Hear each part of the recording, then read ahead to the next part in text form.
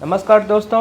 2024 लोकसभा चुनाव में किस गठबंधन को कितनी सीट मिलती दिख रही है और किस गठबंधन की इस बार सरकार बनती दिख रही है, हम आपको बताने वाले हैं इस ओपिनियन पोल्स में।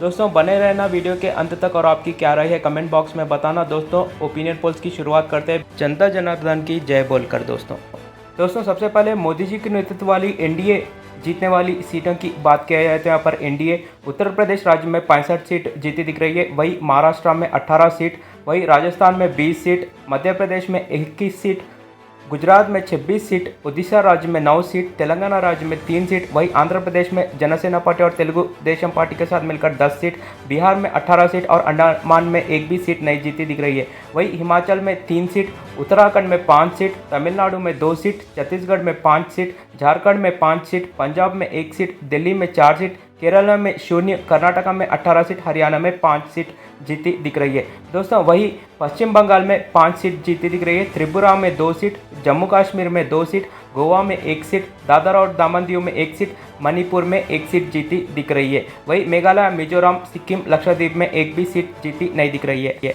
दोस्तों वही अरुणाचल प्रदेश में 1 सीट और असम में 4 सीट जीती दिख रही है। वही पुदुचेरी, नागालैंड, चंडीगढ़ में एक भी सीट नहीं जीती दिख रही है।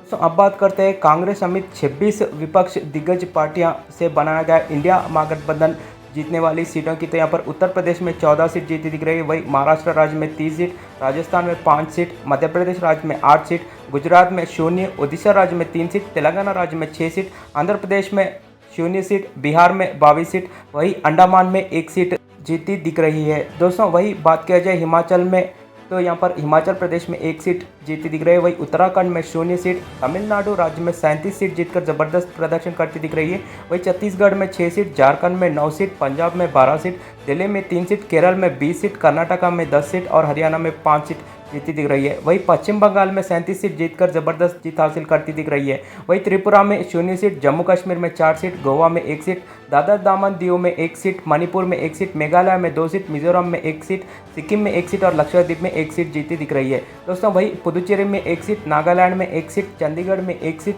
अरुणाचल प्रदेश में 1 सीट और असम राज्य में 10 सीट जीती दिख रही है। दोस्तों इसी के साथ इस ओपिनियन पोल्स में मोदी जी के नेतृत्व वाली एनडीए को 255 सीट मिलती दिख रही है, वही इंडिया महागठबंधन को भी बराबर के 255 सीट मिलती दिख रही है, वही अन्य को यहाँ पर 33 सीट मिलती दिख रही है। दोस्तों यहाँ पर किसी की भी सरकार बनती नहीं दिख रही है। आपकी क्या राय है इस ओपिनियन पोल्स में ज़रूर बताना कमेंट बॉक्स में। धन्यवाद।